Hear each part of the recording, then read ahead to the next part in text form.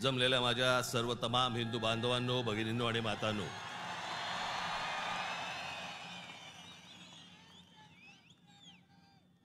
सर्वप्रथम मी आपणाला सर्वांना गुढीपाडव्याच्या मनपूर्वक शुभेच्छा देतो।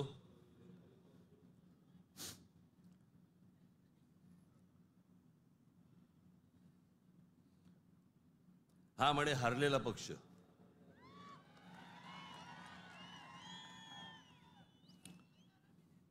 झालं, निवडणुका संपल्या, सगळ्या गोष्टी झाल्या,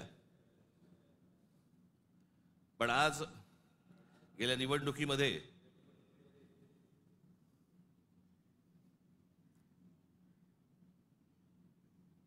ज्यांनी मतदान करून ज्यांची मतं दिसली त्या सर्व मतदारांचे मी मनपूर्वक आभार मानतो। आणि ज्या मतदारांनी महाराष्ट्र नवनिर्माण सेनेला मतदान करून देखील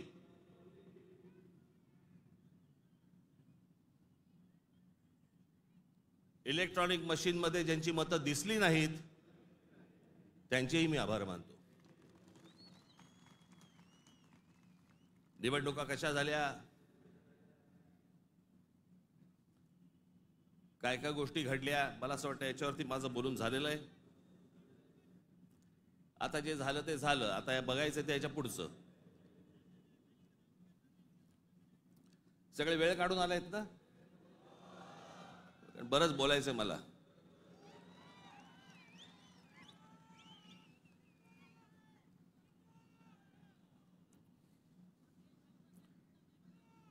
अनेक विषय, निवडणुका झाल्यानंतर अनेक विषय झाले,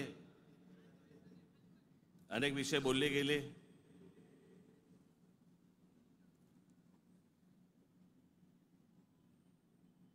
सदिच्छांचे, शुभेच्छांचे अनेक मला फोन पण आले आणि नेमके आजच आले।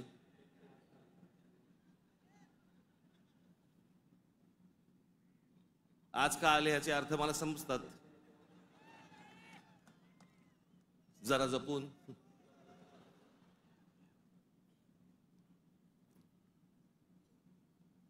पण गेले काही दिवस ज्या काही घटना घडल्या, मला असं वाटतं काही गोष्टींचं तुम्हाला सांगणं खूप आवश्यक आहे, गरजेचं आहे।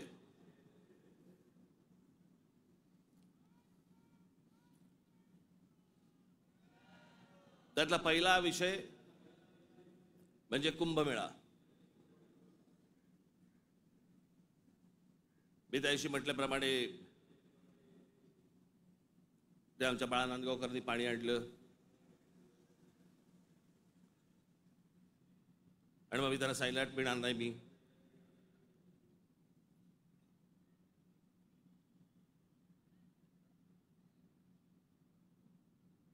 मग नव्याने वारं शिरलेल्या काही हिंदुत्ववाद्यांना असं वाटलं, अरे मी कुंभमेळ्याचा अपमान केला। मूर्ख आहात का?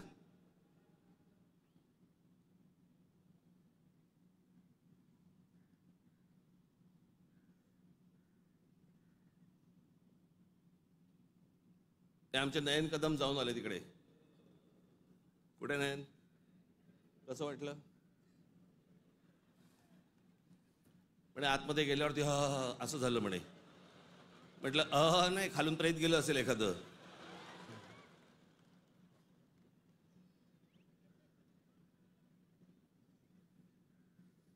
आपल्या देशामधल्या नद्यांची जी अत्यंत भीषण अवस्था आहे,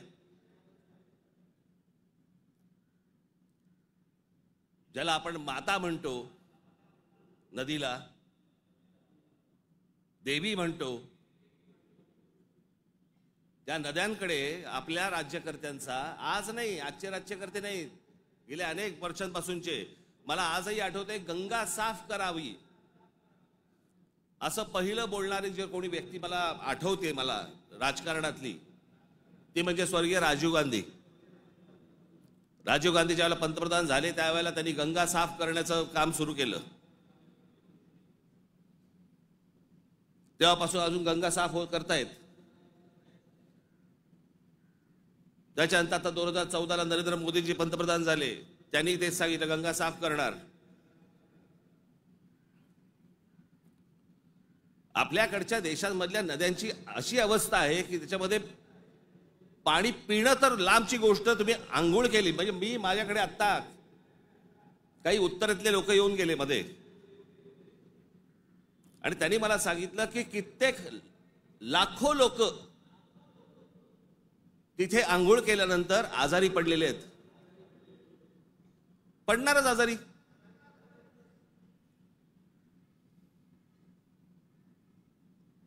त्या गंगेवरची काय परिस्थिती आहे. प्रश्न हा गंगेच्या अपमानाचा नाहीये, प्रश्न हा कुंभमेळ्याच्या अपमानाचा नाहीये, पाण्याच्या स्थितीचा आहे की पाणी कशा प्रकारचं पाणी तिकडे असतं होतं आणि ते अजूनही थांबवलं जात नाही त्या गोष्टी. खरं तर वेगळ्या ठिकाणी तुम्ही जागा देऊ शकता.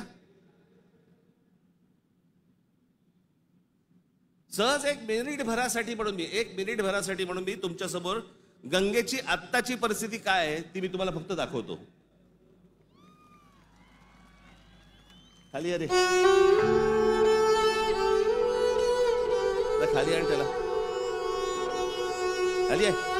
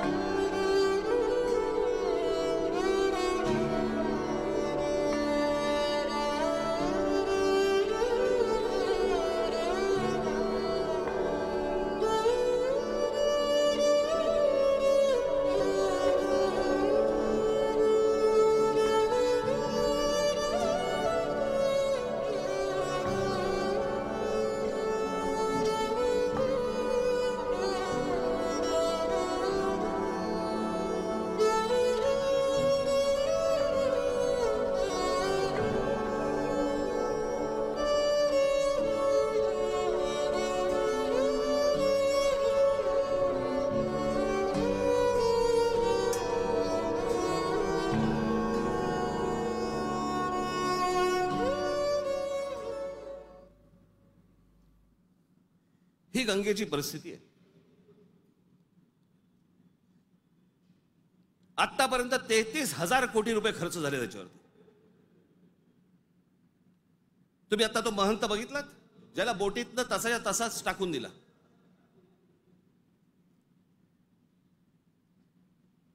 तिकडच्या घाटांवरती तिथे प्रेत जाळली जात आहेत. नुसतं आपला अग्नी दिल्यासारखा करतात आणि तसंच प्रेत ढकलून देतात पाण्यामध्ये.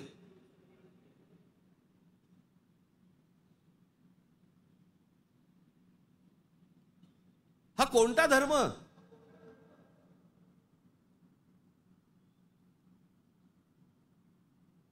म्हणजे आमच्या नैसर्गिक आपल्या देशाच्या गोष्टींवरती जर समजा अशा प्रकारचा धर्म आडवा येत असेल, काय करायचं त्याचं.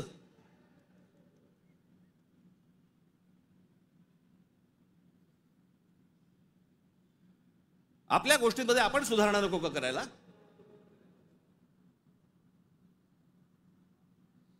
काळ बदलला, लोकसंख्या वाढली.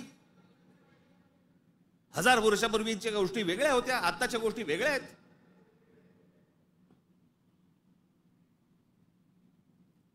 हेच सगळे विधी आटपण्यासाठी म्हणून त्याच इथे वेगळ्या एका घाटावरती एखादी जागा करता येत नाही का. मग काय सांगतात लोक ऐकत नाहीत. ऐकत कसे नाहीत. दारू पिऊन गाडी चालवल्यावरती पोलीस पकडतात. हे समजल्यावरती लोक टॅक्सीने जायला लागले की नाही पिऊन. झाली की नाही सुधारणा.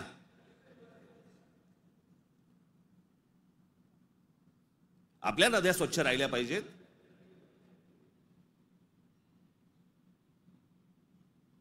या सगळ्या नद्यांवरचे जे काही मधले मधले भाग आहेत इतके गलिच्छ आहेत, इतके गलिच्छ. आणि या नद्या बर्बाद कोण करतोय. आपणच करतोय. कशाच्या नावाखाली. धर्माच्या नावाखाली.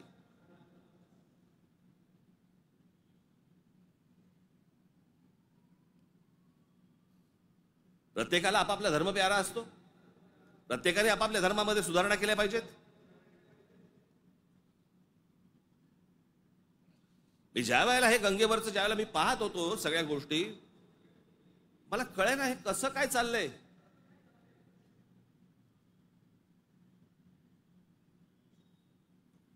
काय म्हणे 65 कोटी लोक येऊन गेले, अर्धा भारत.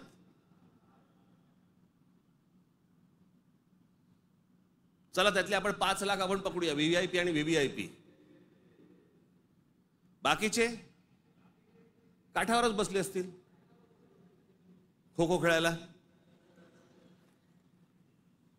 बरोबर की नाही? प्रत्येकाची जरी 200-200 ग्रॅम पकडली,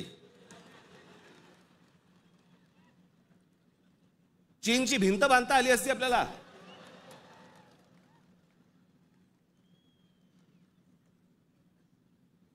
बरं तेही कुठे गेलं? म्हणजे आपल्याकडे जे सगळे म्हणतात ना, झालं गेलं गंगेला मिळालं.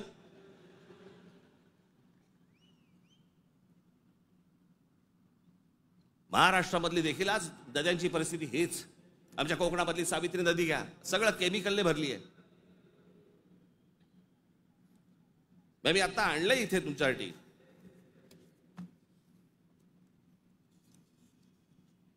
देशभरात एकूण 311 नदीपट्टे म्हणजे पॅचेस असे आहेत जे प्रदूषणामुळे धोक्याच्या पातळीवर असून त्यात महाराष्ट्रातील तब्बल 55 नदीपट्टे प्रदूषित आहेत.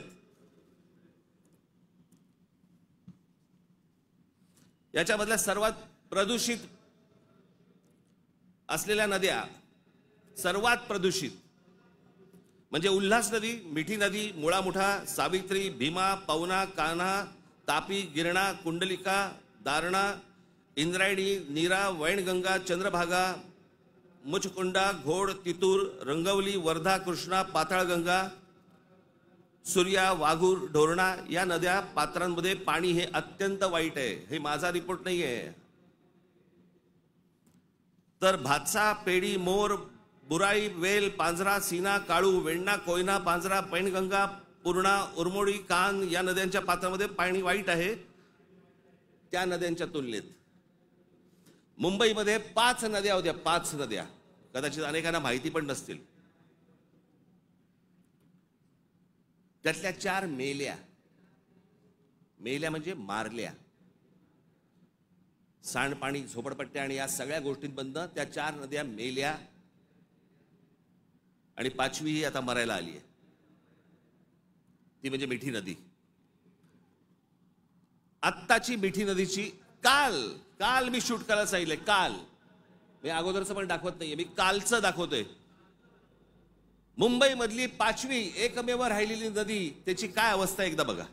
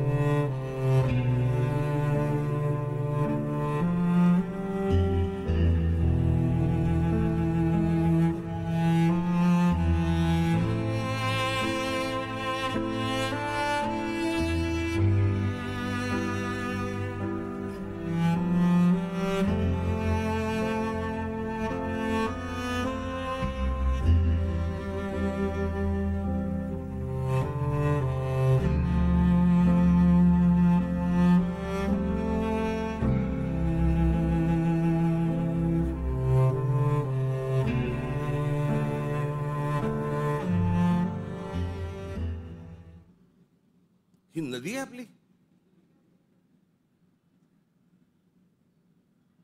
या सगळ्या नद्या मारून टाकल्या आपल्या लोकांनी. दरवर्षी येणार मुंबई महानगरपालिका म्हणणार की आम्ही मिठी नदी साफ केली. ही साफ जोपर्यंत आजूबाजूची वस्ती हटत नाही तोपर्यंत या नद्या कधीही साफ होणार नाहीत. आपल्या सगळ्या नद्यांमध्ये सगळीकडे केमिकल्स भरलेली आहेत. का? आमचं पोल्युशन कंट्रोल बोर्ड काय करतं? उद्योगधंद्यांना प्रोत्साहन, कारण उद्योगपती ह्यांना प्रोत्साहन देतात.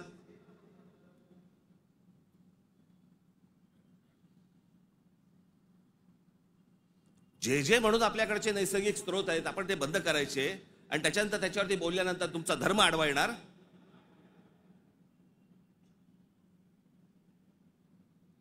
धर्माच्या गोष्टी तर मला तर कोणी सांगू पण नाहीत या लोकांनी.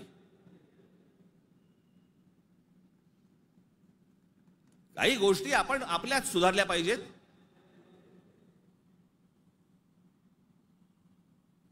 मी मागे हा एकदा विषय बोललो होतो. तो विषय बोलल्यानंतर मी एकदा नांदेडला होतो. नांदेडच्या गुरुद्वारामधले जे तिकडचे जे काय म्हणतात त्यांना, आता मला त्यांना काय म्हणतात मला माहिती नाही, आपल्या भाषेत सांगायचं म्हणजे काय, तिकडचे गुरुजी असतील. आणि त्यांनी मला सांगितलं की आपने जो कहा वो बहुत ठीक कहा. काय म्हणालो तुम्ही?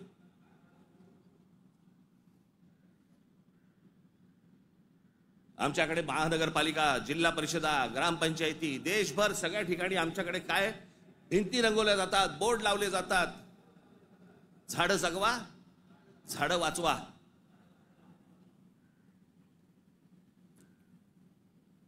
आणि आमच्याकडे देशामध्ये आपल्या हिंदूंचे अंतिम संस्कार, अंत्यविधी हे लाकडावरती होतात. कुठून येतं लाकूड? लाकूड येणार कुठून? या देशातली जंगलतोड झाल्याशिवाय लाकूड येणारच नाही.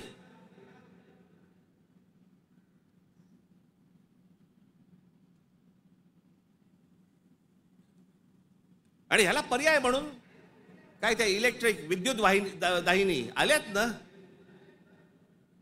काही जण असतात कर्मठ, नाही नाही विद्युत दाहिनी नाही, आमच्या परंपरेनुसार. का विद्युत दाहिनी केल्यावरती काय कल्याणला उतरवतात?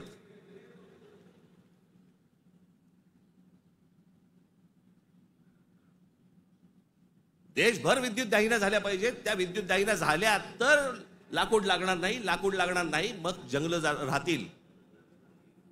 आमचे पंतप्रधान नरेंद्र मोदी मागे एकदा जंगलात गेले होते फिरायला, पण एका परदेशी माणसाबरोबर. म्हणजे आमच्या पंतप्रधानांना जंगलांची आवड आहे.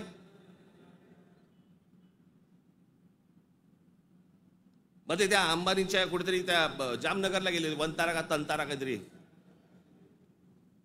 म्हणजे त्याला प्राण्यांची आवड आहे. मग प्राण्यांची आवड असेल तर जंगल जगवली पाहिजे. जंगल हे आपलं मुंबईचं नॅशनल पार्क आहे ना, हे नॅशनल पार्क संजय गांधी राष्ट्रीय उद्यान पवईपासून सुरू होतं, घोडबंदर पर्यंत तिकडे थांबतं. एवढं मोठं राष्ट्रीय एक काय नॅशनल पार्क एखाद्या शहराच्या मध्यात जगाच्या पाठीवर कुठेही नाही.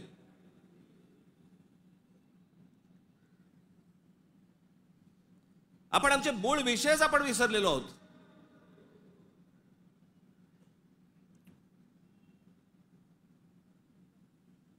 आमच्याकडे फक्त जंगलतोड सुरू आहे. म्हणजे आता मी तुम्हाला फक्त भारताचा जन्म मृत्यूचा आकडा फक्त सांगतो. जन्म मृत्यूचा आकडा म्हणजे लाकडं किती लागत असतील विचार करा, म्हणजे जंगलं किती तोडली जात असतील याचा विचार करा.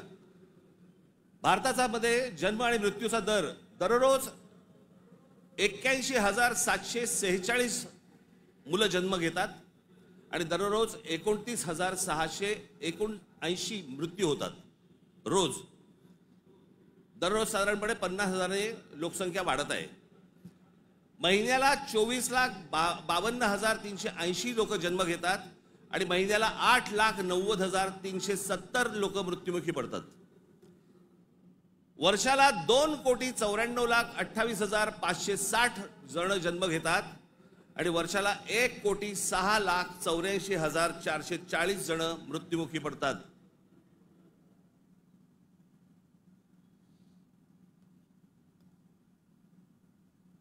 आपण एका बाजूने बोंबलायचं, आमच्याकडे दुष्काळ पडलाय, आमच्याकडे पाणी नाही. मराठवाड्यातल्या अनेक ठिकाणी 7-7 दिवस पाणी येत नाही.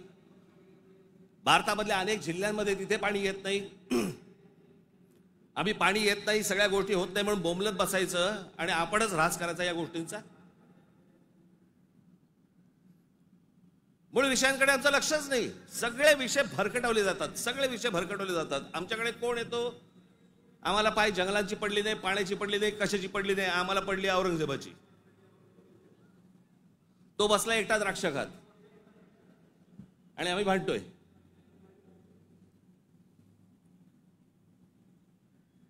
औरंगजेबाची कबर राहिली पाहिजे का उडवली पाहिजे? आत्ता कुठून आठवलं?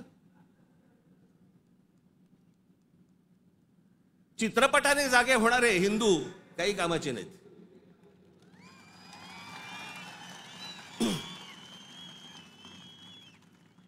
काही कामाचे नाहीत ते. चित्रपट थिएटरमधनं उतरला की हे उतरले.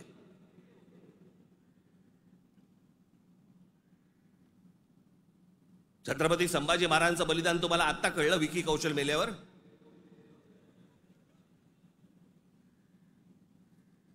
अक्षय खन्ना औरंगजेब बनून आल्यावर तुम्हाला औरंगजेब कळायला लागला?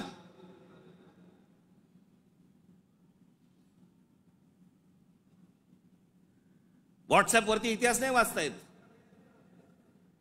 इतिहास वाचायचा असेल त्याच्यामध्ये पुस्तकामध्ये डोकं घालायला लागेल तुम्हाला.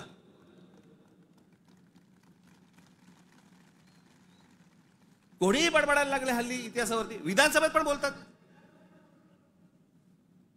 खरं तर त्यांचं काही काम नाही. औरंगजेबावरती बोलतायत. माहिती तरी का औरंगजेब काय प्रकरण होतं? हे बाहेरून आलेले सगळे लोक. औरंगजेबाचा जन्म गुजरात मधला, दाहोद नावाच्या गावामधला औरंगजेबाचा जन्म.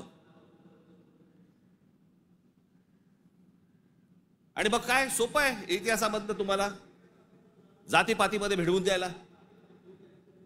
यांना ब्राह्मणांनी साथ दिली, यांना मराठ्यांनी साथ दिली, मग तिकडे मराठी नव्हतेच, मग हे सगळं चोरून ब्राह्मणांनी केलं. हे सगळं बोलणाऱ्यांचा इतिहासाशी काही संबंध नाहीये. त्यांना फक्त राजकीय त्यांचं जे काही पोळी भाजून घ्यायची आहे तेवढंच फक्त काम आहे त्यांचं. त्याला ना संभाजी महाराजांशी काही कर्तव्य आहे, ना औरंगजेबाशी काही कर्तव्य, ना कोणाशी काही कर्तव्य आहे. तुमची माथी फक्त भडकवायची.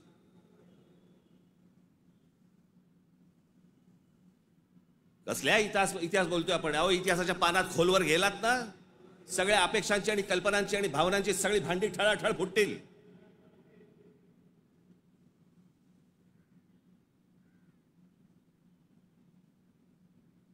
या हिंद प्रांतामध्ये एक अत्यंत कडवट, एक प्रभावी असं एक स्वप्न ज्या व्यक्तीला पडलं त्या आमच्या जिजाऊ साहेब.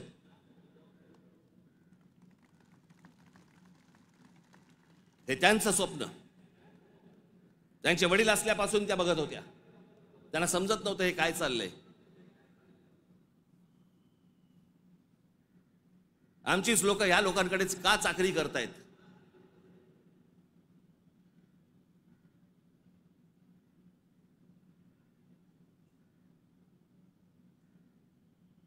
आणि छत्रपती शिवाजी महाराज म्हणजे या हिंद प्रांतावरती केलेला एक संस्कार आहे.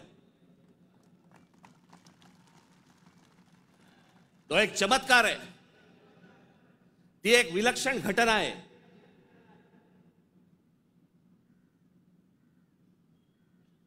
छत्रपती शिवाजी महाराज हा एक विचार आहे. तो विचार जन्माला यायच्या अगोदर या देशाची, या देश कुठचा होता? देश नव्हताच तो. या हिंद प्रांताची काय अवस्था होती, काय परिस्थिती होती?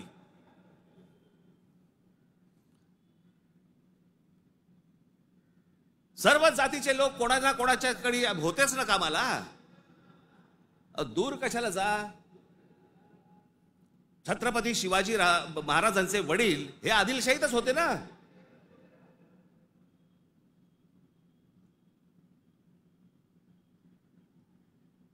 त्याच्यानंतर ते निजामशाहीत गेले ना. तो काळ वेगळा होता, तिवाळची परिस्थिती वेगळी होती. त्यांनी का तसे निर्णय घेतले? जे कोणी महाराष्ट्रामधले सरंजामदार होते त्यांच्या विरोधाचाच लढा होता ना शिवाजी महाराजांचा. हे सरंजामदार कोण होते? त्याला जातीत का पाहताय तुम्ही?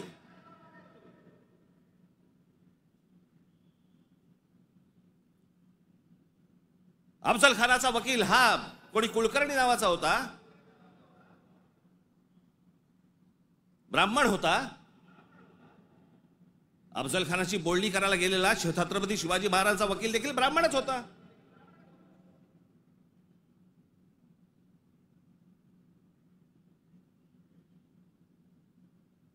त्यावेळेला सगळीच माणसं वेगवेगळ्या लोकांकडे कामालाच होती.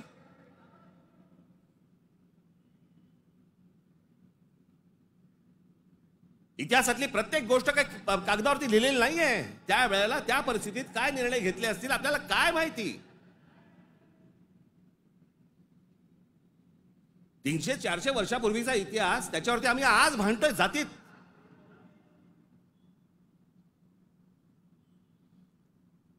आग्र्याच्या दरबारामध्ये छत्रपती शिवाजी महाराजांच्या समोर संभाजी महाराज असताना संभाजी महाराजांकडनी औरंगजेबाची 5000 मनसबदारी स्वीकारलेली आहे. छत्रपती शिवाजी महाराजांच्या समोर महाराजांची होकार असल्याशिवाय होईल?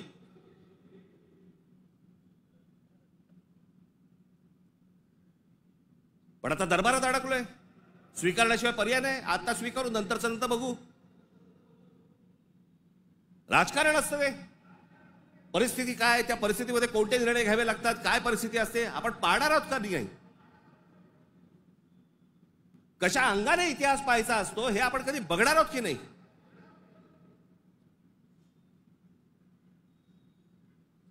काही कशाचा कशाला माहिती नाही. छत्रपती शिवाजी महाराजांसाठी औरंगजेबाचा जो माणूस आला होता, मिर्झा राजे जयसिंग राजपूत, हिंदू होता ना.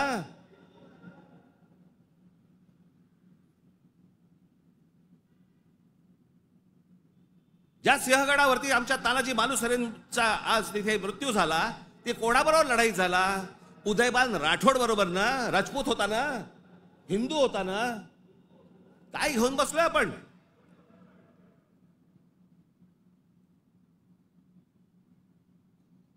कोणत्या काळात जगतो आहोत आपण?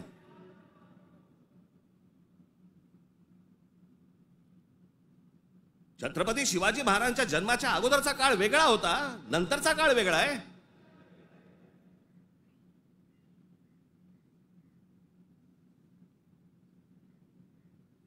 मी अनेकदा माझ्या भाषणांमध्ये मी सांगितलेलं आहे, परत एकदा सांगतो, औरंगजेब विषय निघालाय म्हणून.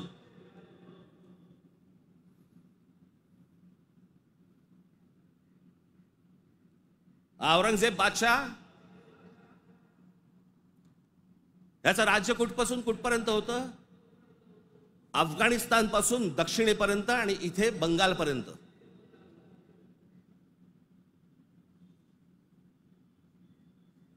छत्रपती शिवाजी महाराज ज्यावेळेला आग्र्यावरनं निघाले, सुटले, महाराष्ट्र जेव्हा आले, त्याच्यानंतर राज्याभिषेक झाला 74 साली आणि 1680 साली महाराजांचा मृत्यू झाला, निधन झालं त्यांचं. त्या दरम्यान औरंगजेबाचा एक पुत्र, मुलगा, महाराज गेल्यानंतर दक्षिणेत आलाय आणि औरंगजेबाच्या मुलाला शह म्हणजे राहायला जागा बरोबर घेतलं. हे संभाजीराजांनी घेतलंय.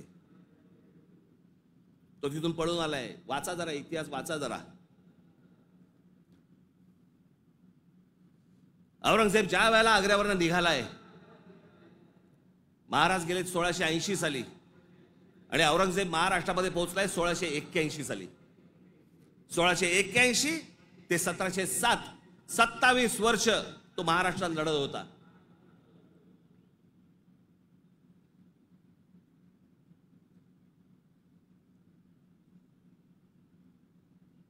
आमच्या संभाजी राजांबरोबर लढला.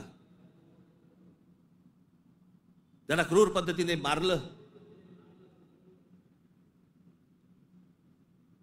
राजाराम महाराज लढले, संताजी धनाजी लढले आणि आमच्या तारा राणी साहेब लढल्या.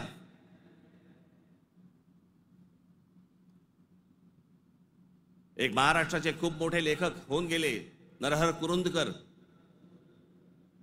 त्या कुरुंदकरांच्या एका पुस्तकामध्ये फार अप्रतिम वाक्य आहे की मराठे सर्व लढाया हरत होते, पण औरंगजेब एकही लढाई जिंकू शकत नव्हता.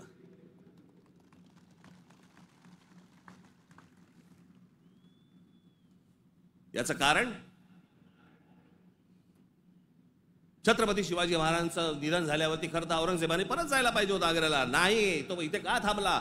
एवढा मोठ्या बलाढ्य प्रदेशाचा राजा, शहनशाह, एका 2.5, 3, 3.5, 4 जिल्ह्याच्या एका राजासाठी इथे ठाण मांडून का बसला?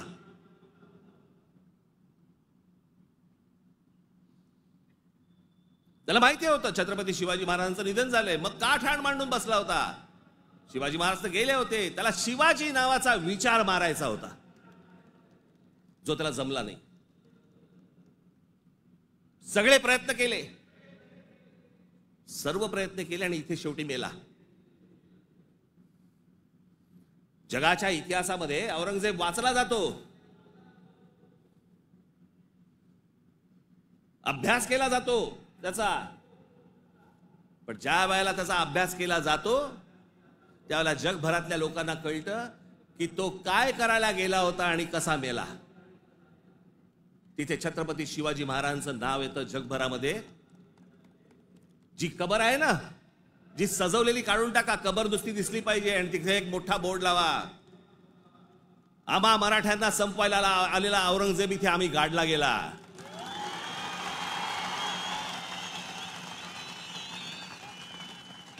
हा आमचा इतिहास.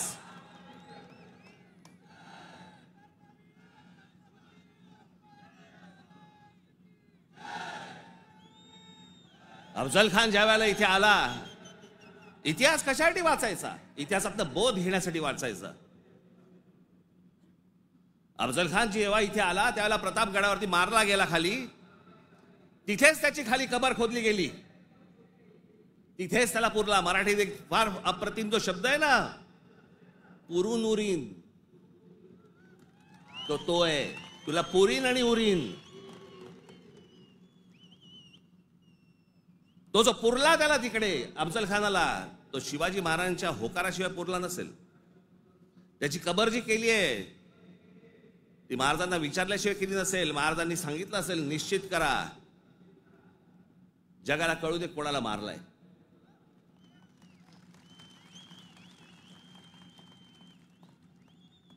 आपण ज्या मराठ्यांनी महाराष्ट्राने ज्यांना ज्यांना गाडले त्यांची प्रतीकं नेस्तनाबूत करून चालणार नाही, ती जगाला दाखवली पाहिजेत, आम्ही यांना गाडलंय.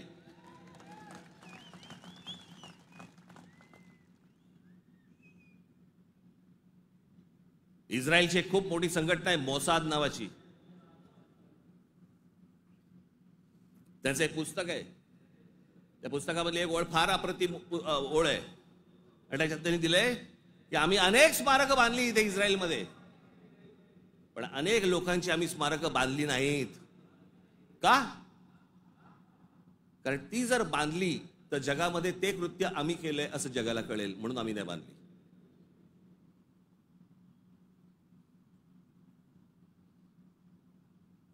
असा विचार ते करतात. आणि आम्ही कोणाला गाडले हे आम्ही जगाला दाखवायचं नाही. खरं तर शाळेतल्या लहान लहान मुलांच्या तिकडे ट्रिप घेऊन गेल्या पाहिजेत, बसेस भरून घेऊन गेल्या पाहिजेत आणि लहान मुलांना सांगितलं पाहिजे, बाळांनो, महाराजांनी याला गाडला, हा आपल्यावर आला होता, हा आपल्या धर्मावर उलटला होता, हा आमची मंदिरं पाडत होता, हा आमच्या बहिणींची आबरू लुटत होता, याला आम्ही गाडला. नाही तर पुढच्या पिढ्यांना आम्ही काय इतिहास सांगणार आहोत?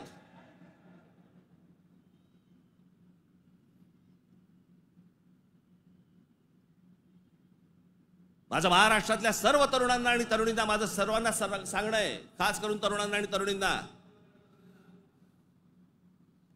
व्हॉट्सअपवरती इतिहास वाचायचा पहिला बंद करा.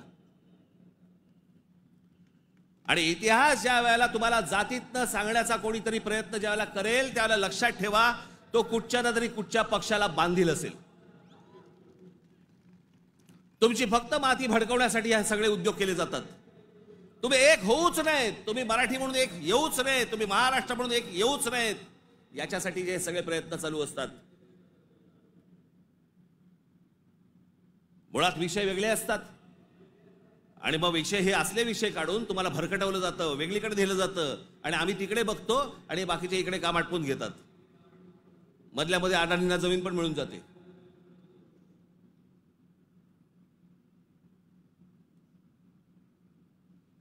मुंबईचा विमानतळ दिला अदानीला, मग अजून कुठचा नवी मुंबईचा दिला अदानीला, मग आता पालघरचा दिला अदानीला, मग तिकडचं बंद दिला अदानीला. अदानी हुशार निघाला, आम्ही अडाणी निघालो.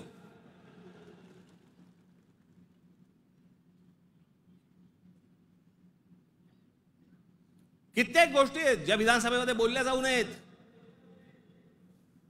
लाडकी बहीणचं काय झालं?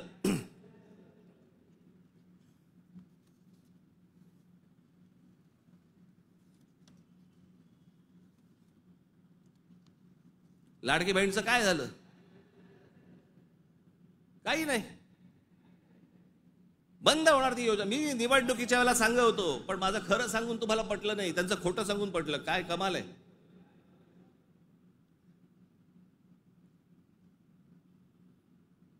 ज्या महत्वाचे जे विषय आहेत, या सगळ्या महत्वाच्या विषयांकडे आपण दुर्लक्ष करायचं आणि दुर्लक्ष करून आम्ही कुठे भरकटायचं, कुठे चालले आमचा. विधानसभेमध्ये चर्चा कशावरती? औरंगजेबावर.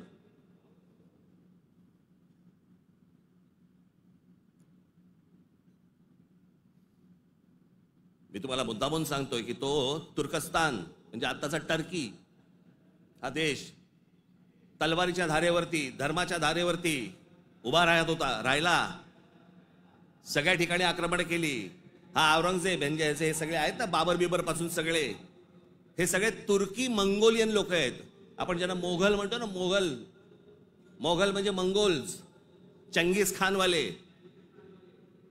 हा तुर्की मंगोल आहे.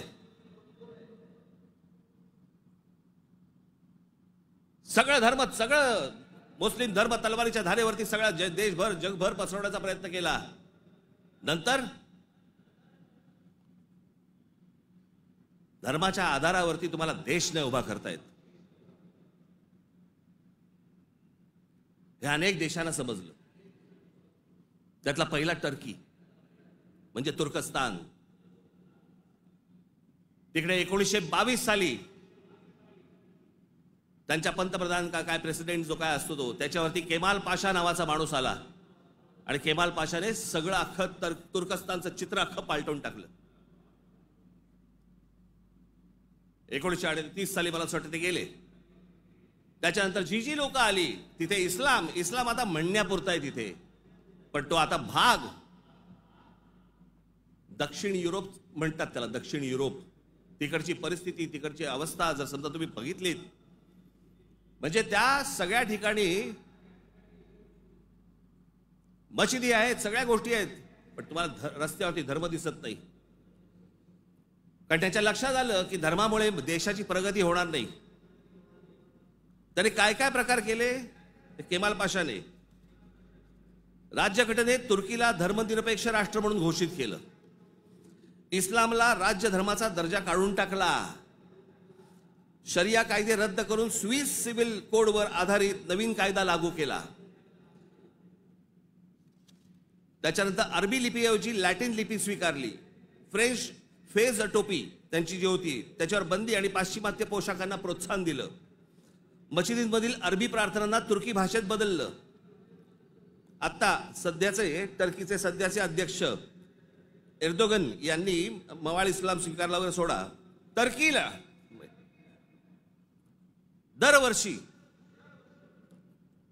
टुरिझम म्हणून किती लोक भेट देतात? 5 कोटी लोक भेट देतात. वर्षाला साधारणपणे $400 बिलियन त्यांचं उत्पन्न होतं, निर्माण होतं. हे देश सगळे त्याच्यातनं बाहेर पडतायत आणि आम्ही धर्मांधतेकडे जातोय. धर्म प्रत्येकाने जोपासला पाहिजे उंबरठ्याच्या आत. आणि त्यांनी जर समजा बाकीच्यांनी जर समजा धर्म रस्त्यावरती आणला तर मग काय आम्ही बुलडोजर फिरू? मी ज्या वेळेला सांगितलं होतं हे सगळे लाऊडस्पीकर बंद करा मशिदींवरचे, ऐकलं नाही. माझ्या 17,000 महाराष्ट्र सैनिकांवरती केसेस टाकल्या. आणि आता परवा दिवशी आमच्या महाराष्ट्र राज्याचे मुख्यमंत्री देवेंद्र फडणवीस म्हणतात की आम्ही त्यांना सांगितलेलं आहे रात्री 10 ते सकाळी 6 भोंगे वाजणार नाहीत. अहो तेव्हा वाजतच नाहीत. प्रश्न आहे सकाळी 6 ते रात्री 10. या लाऊडस्पीकरचा, सततच्या लाऊडस्पीकरचा लोकांना त्रास होतो. तुमचे काही सण बिण असतील तर आपण समजू शकतो. पण सरकार म्हणून कोणतंही पाऊल न उचललं. पाऊल कोणी उचललं? उत्तर प्रदेशने उचललं, योगींनी उचललं. त्यांनी सगळ्यावरचे लाऊडस्पीकर बंद केले. आपण इथे घोषणा केली, लाऊडस्पीकर त्यांनी बंद केले. आमच्या इकडे तसंच चालू आहे.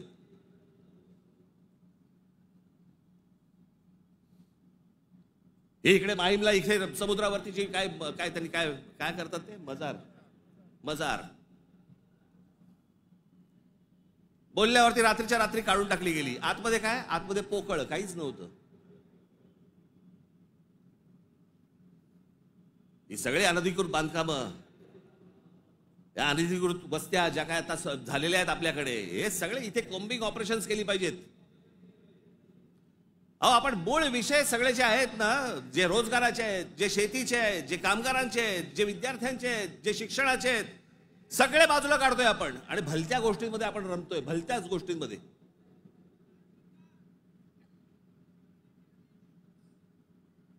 आज त्या बीडला जे झालं, ते संतोष देशमुख काय बिचारे, त्यांना काय किती घाणेरड्या पद्धतीने मारावं, किती घाणेरड्या पद्धतीने मारावं. बरं, तुमच्या अंगामध्ये नसामध्ये जर एवढी क्रूरता भरलेली असेल ना, मी दाखवीन जागा, तिथे जा.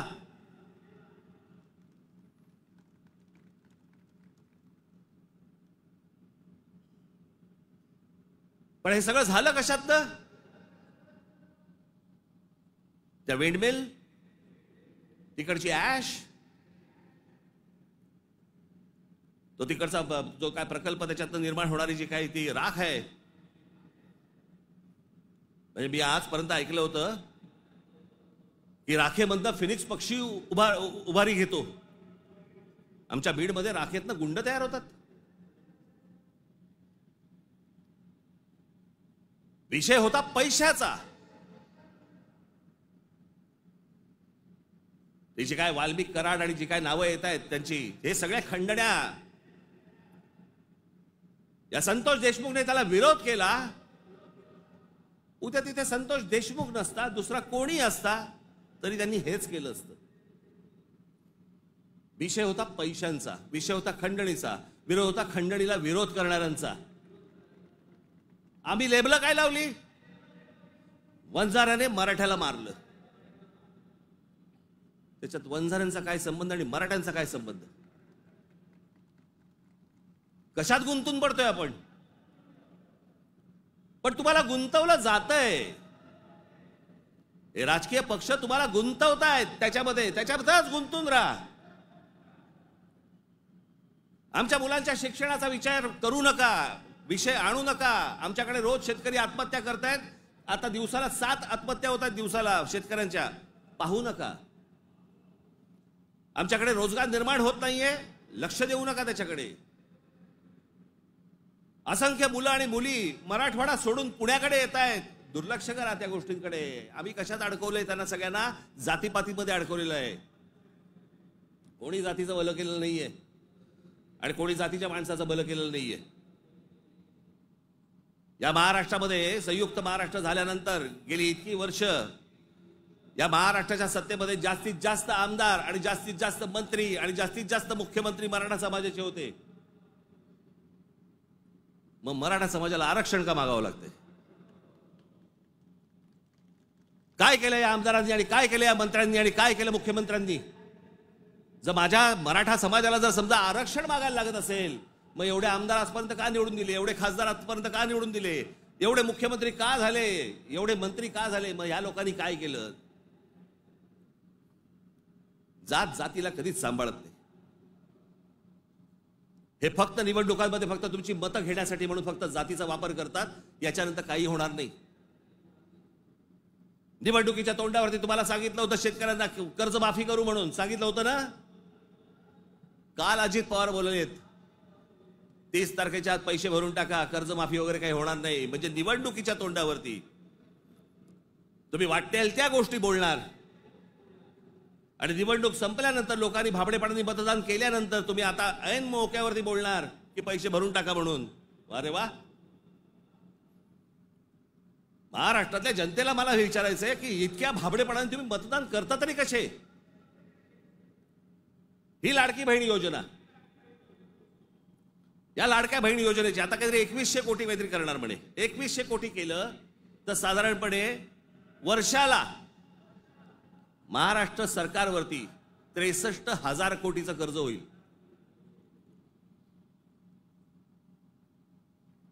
म्हणजे साधारणपणे 5 वर्षाचे काढा तुम्ही किती होतात. 3-4.5 लाख कोटी होतात. हे फक्त वाटण्यात. ते वाटू शकत नाहीत, सरकारकडे पैसे नाहीत. ही योजना बंद होणार. अहो, कर्ज काढून दिवाळी साजरी करायला सांगितले कोणी? जे मूळ प्रश्न आहे, जे रोजगाराचे प्रश्न आहेत, माझ्या महाराष्ट्रामधल्या माझ्या मराठी मुला मुलींना नोकऱ्यांचे प्रश्न आहेत, ते सोडवा. आस्थापना येत आहेत आणि तुम्ही बाहेरच्या लोकांना भरताय कंत्राटी कामगार म्हणून. माझ्या महाराष्ट्रामधल्या मुलांना कळत नाहीये, मुलींना कळत नाहीये, कारण आम्ही गुंतवलेत कशात? आम्ही जातीत गुंतवलेत. मारामाऱ्या करा, डोकी फोडा, व्हॉट्सअपवरती जातीत शिव्या घाला, हे उद्योग आमचे सगळे सुरू आहेत. मूळ प्रश्नाकडे आहे कोणाचं लक्ष? खरं तर मूळ प्रश्नांवरती तुम्ही सरकारला धारेवर धरलं पाहिजेत, मंत्र्यांना धारेवर धरलं पाहिजेत. निवडणुकीच्या तोंडावरती ज्या ज्या प्रकारची तुम्हाला आश्वासन दिली त्या गोष्टी तुम्ही विचारल्या पाहिजेत. पण मुळात आपलंच लक्ष जर समजा नसेल तर बाकीच्यांचं फावणारच आहे.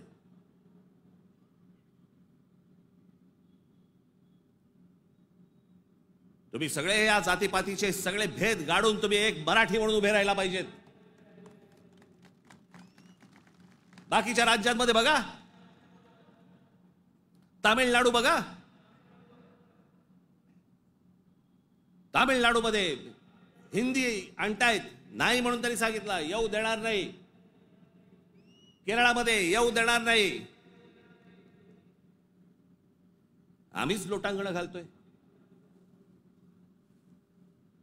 आम्हाला समजत नाही आम्ही काय करायचंय. मी इतका भांबावलेला मराठी माणूस आजपर्यंत कधी बघितलं नाहीये. मी इतका राजकारणाचा झालेला चिखल देखील मी आजपर्यंत पाहिलेलं नाहीये. कोणत्याच गोष्टींचं आम्हाला गांभीर्य उरलेलं नाहीये. सगळे जण त्या इंस्टाग्रामवरती चालू आहेत, कारण बार डान्स बार बंद झाले. तिकडे जे हे चालायचं ते सगळं मोबाईलवरती आलं. कशात गुंतून पडलेला आहात एकदा जर विचार करा. हे ज्या गोष्टी बोलतात, ज्या गोष्टी सांगतात, खरं तर माझं मत आहे, मी आता झाला, निवडणुका संपल्या, शिमगा झालेला आहे, होळी संपलेली आहे. तुमच्या साक्षीने सांगतो, माझं खरं तर देवेंद्र फडणवीस तुमच्या हातामध्ये एक चांगलं राज्य, सुसंस्कृत राज्य हातामध्ये आलेलं आहे. याच्याकडे नीट बघा. चांगल्या पद्धतीने मराठी माणसाकडे पाहणार असाल तर आमचा तुम्हाला पाठिंबा निश्चित राहील. प्रत्येक गोष्ट आमची ऐकून करा.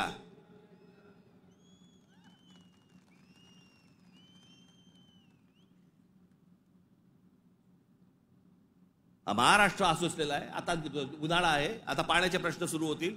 शेतकऱ्यांच्या आत्महत्यांचे आहेतच आहेत, कर्जांचे आहेत. कोणी कंपन्या येतात, त्या कुठची कंपनी आली ती लुटून गेले ते तोरस का काहीतरी, इतके भाबड्यात.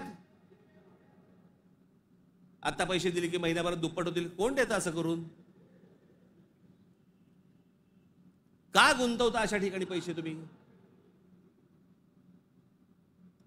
पण या सगळ्या ह्याच्यामध्ये मी तुम्हाला दोष देणार नाही. ही जी असुरक्षितता जी आलेली आहे ना, आर्थिक असुरक्षितता आलेली आहे, वैचारिक असुरक्षितता आलेली आहे, मंदिरांच्या बाहेर रांगा लागल्या आहेत. जे बुवा बिवा जे काय आता सध्या नवीन आले ते सगळे जण, त्यांच्याकडे रांगा लागल्या आहेत. लोक भक्तीने जात आहेत, भावनेने जात आहेत, अडकून पडतायत. ठीक आहे, पण चांगल्या गोष्टीत तरी पडतायत.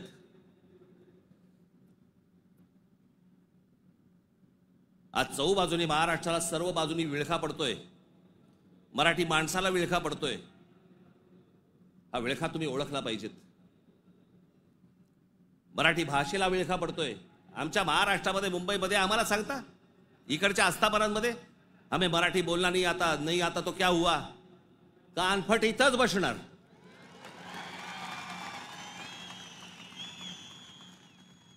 फालतू देशबीस सांगायचं नाही आम्हाला. प्रत्येक राज्याची एक राजभाषा आहे, त्या राजभाषेचा सन्मान हा प्रत्येक राज्यामध्ये राखला गेला पाहिजे. महाराष्ट्रामध्ये, मुंबईमध्ये मराठीचा मान हा राखला गेलाच पाहिजे प्रत्येक आस्थापनेत.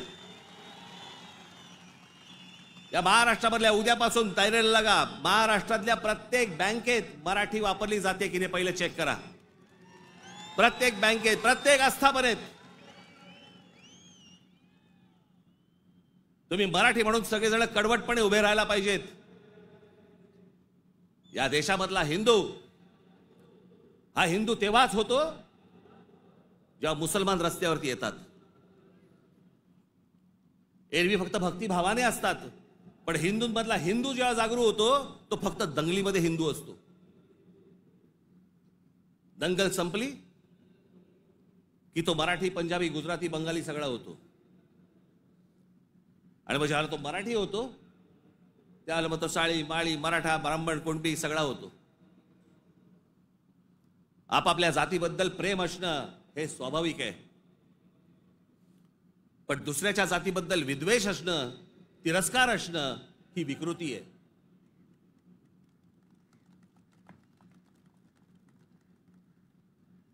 आज सगळे राजकीय पक्ष बाकीचे आज केंद्रातले असतील, पूर्वीपासून चालू आहे, काँग्रेस असल्यापासून सुरू आहे.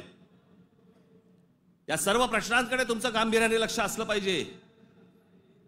मी आज फक्त तुम्हाला एक गोष्ट वाचून दाखवणार आहे. 1966 साली शिवसेनेच्या जन्माच्या वेळेला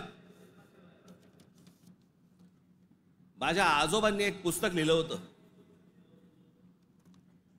बघा, 1966 सालची गोष्ट बोलते मी तुम्हाला. 1966 माझ्या आजोबांनी एक पुस्तक लिहिलं होतं. मी ते लवकरच मी ते रिप्रिंट करून तुमच्या पुढे आणणार आहे. मी त्या पुस्तकाचं नाव होतं ऊठ मराठ्या ऊठ.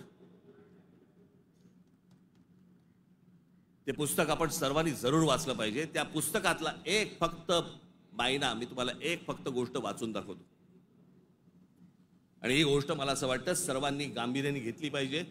या गोष्टींवरती विचार केला पाहिजे. पूर्वीची काँग्रेस असो, नाही तर आताची भाजपा असो, नाही तर अजून येणारी दुसरे कुठचाही केंद्रामधला पक्ष असो किंवा राज्यामधला, मराठी माणसांनी या गोष्टींचा विचार करणं गरजेचं आहे. हे आजोबांनी 66 साली लिहिलंय. तीच गोष्ट आज तंतोतंत आपल्याला लागू पडते. ती मी गोष्ट फक्त तुमच्यासमोर वाचून दाखवतो. भाषा म्हणजे काय बोलायचीच नाही, कमाल भाषा. आज महाराष्ट्राचा मराठा आत्मस्वरूपाला पारखा होऊन ना अरत्री ना परत्री, म्हणजे ना इथे ना तिथे, अशा मोहनीय अवस्थेत आहे. त्याचा उज्ज्वल भूतकाळ त्याने चुकूनही आठवू नये. त्याचा उज्ज्वल भूतकाळ, जे मी मगाशी तुम्हाला सांगतो ना, इतिहासातल्या चांगल्या गोष्टी, त्याचा उज्ज्वल भूतकाळ त्याने चुकूनही आठवू नये.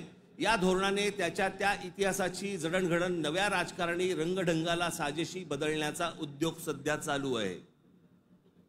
काळाच्या कचक्यालाही न जुमानता ग्रंथ दस्तात आणि पिढ्यानपिढ्यांच्या स्मरणात परंपरेने चिरंजीव झालेल्या ठळक ऐतिहासिक घटनांवर ही निरनिराळे बनावट अर्थ बनवण्यात येत आहेत. जिकडे पाहावे तिकडे जे आता चालू आहे, त्या इतिहासाचे वेगवेगळे अर्थ तुम्हाला सांगितले जात आहेत. वेगवेगळ्या गोष्टी सांगितल्या जात आहेत जाती जातींमधनं. त्याच्यामध्ये एक त्यांनी एक उतारा दिलाय. गलबला बुद्धी नासते, नाना निश्चय सांगती, ऐकावे कोणाकोणाचे, बोलत आहे बहुचकी, करंटे मिळाले सर्वही, जो तो बुद्धीचं सांगतो. प्रत्येक जण आपापल्या पद्धतीने काहीतरी सांगत असतो. त्यांची बुद्धिमत्ता तेवढी नसते, पण प्रत्येकाला वाटतं मला व्यक्त व्हायचंय, आणि प्रत्येक जण बुद्धी पाजळत असतो. त्यांच्याकडनं बुद्धी घेऊ नका, चांगली पुस्तकं वाचा. असा समर्थोक्त देखावा दिसत आहे. बुद्धिभेदाच्या या वावटळीत शिक्षितांपासून अशिक्षित मजुरांपर्यंत सारे गुरफटले गेले आहेत. जागृतीचा, उत्थानाचा बोध करील तो जातीयवादी, संकुचित वृत्तीचा, देशद्रोही म्हणून त्याची सर्वत्र निंदा नानस्ती आणि जाहीर सभातून निषेध करण्यात येतो. कारण स्पष्ट आहे. महाराष्ट्राचा मराठा जागा होऊन आपल्या आत्मस्वरूपाचा शोध घेण्या इतका कदरबाज स्वाभिमानी बनू लागला तर सत्ता स्पर्धेच्या शर्यतीच्या रिंगणात आपल्या पक्षीय घोड्यावर स्वार झालेल्यांचे रिकीबितले पाय लटपटल्याशिवाय राहणार नाहीत. हे जे आज सत्तेचे सगळ्या घोड्यांवर चालू आहे ना, घोड्यांवरती बसलेले आहेत, तुम्ही एक व्हा. तुम्ही एक मराठी म्हणून ताकद ह्यांना सर्वांना दाखवा. नाही ह्यांचे पाय लटलटले तर मला सांगा. पण तुमच्यामध्ये सगळ्यांमध्ये फक्त मतभेद निर्माण करणं, बुद्धिभेद निर्माण करणं आणि त्या बुद्धिभेदातनं ह्यांना फक्त सत्ता राबवायची आहे सगळ्यांना. आज सत्तेवर बसले तेवढंच नाही म्हणत मी, सगळेच. म्हणून मला तुम्हाला एवढंच सांगायचं आहे आजच्या या गुढीपाडव्याच्या दिवशी. हा गुढीपाडवा, या गुढीपाडव्याच्या दिवशी तुम्ही हा मराठी नववर्षाचा सण, या मराठी नववर्षाच्या क्षणी तुम्ही सगळ्यांनी, महाराष्ट्रातल्या तमाम माझ्या माता भगिनींनी, माझ्या बंधूंनी, भावांनी, माझ्या बहिणींनी, सगळ्यांनी एकजुटीने मराठीचा नारा द्यावा. आणि ज्या वेळेला ते इतर ज्या वेळेला अंगावर येतील त्यावेळेला आपण हिंदू म्हणून अंगावरती जाऊ. एवढी ताकद आपण आज या ठिकाणी ठेवू. आपण आज या गोष्टींची शपथ घेऊ. आणि पुढच्या सगळ्या येतात निवडणुका आता लागतील, मला असं वाटतं की ऑक्टोबर नोव्हेंबरला लागतील बहुधा. यांची गॅरंटी नाही, कारण यांचं चाललंय ते बरं चाललंय. एक माणूस धरून बसलेत आयुक्त प्रत्येक ठिकाणचा. त्याच्यामुळे सोपं असतं राजकारण. ज्या वेळेला निवडणुका लागतील तोपर्यंत सगळी बांधणी तुमची पूर्ण झालेली पाहिजे आणि सगळेजण तुम्ही जोरात कामाला लागले पाहिजेत. एवढी फक्त एक इच्छा, आशा, अपेक्षा व्यक्त करतो आणि पुन्हा एकदा गुढीपाडव्याच्या आपल्याला सर्वांना शुभेच्छा देऊन आपली सर्वांची मी तूर्त रजा घेतो. धन्यवाद.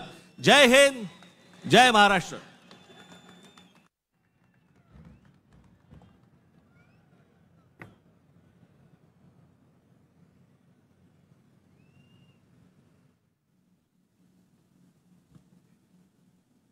हे जे सगळं मी आजपर्यंत जे काही तुमचं प्रेम मला जे मिळालेलं आहे त्या प्रेमावरती आधारित आजपर्यंत जी सगळी घोडदौड सुरू आहे, ती जी ऊर्जा मला जी मिळते ना, ती तुमच्याकडनं सगळ्यांकडनं हे तुम्ही येता तेव्हा मिळतेच मिळते. पण आपला एक महाराष्ट्र सैनिक नगर जिल्ह्यातला कोल्हापूरला अंबा मातेचं दर्शन घेऊन तिथून तो आजच्या सभेसाठी पायी पायी कोल्हापूरवरनं इथे आलेला आहे. मी ते प्रमोद आरणे, कुठे गेला इकडे,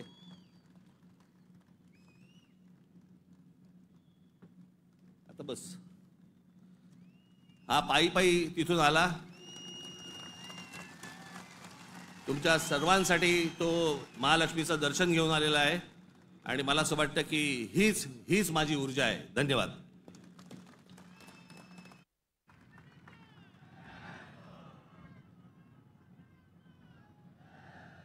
कृपया महाराष्ट्रगीत आणि राष्ट्रगीतासाठी सगळ्यांनी स्थानापन्न व्हावं.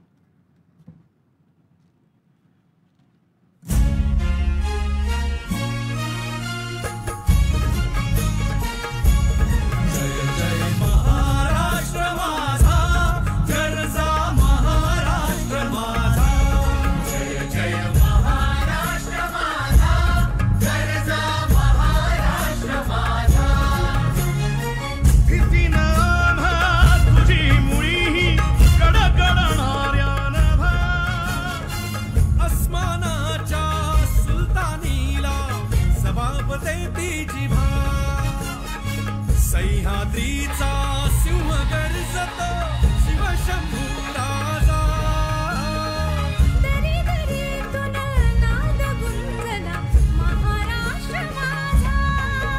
जय महाराष्ट्र माझा, गर्जा महाराष्ट्र माझा.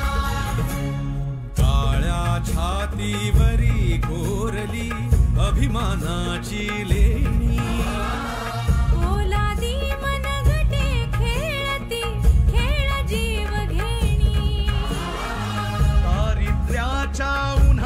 शिजला निढळाच्या घामाने भिजला देश गौरवासाठी झिजला. दिल्लीचे ही दस्तराणी तो महाराष्ट्र माझा.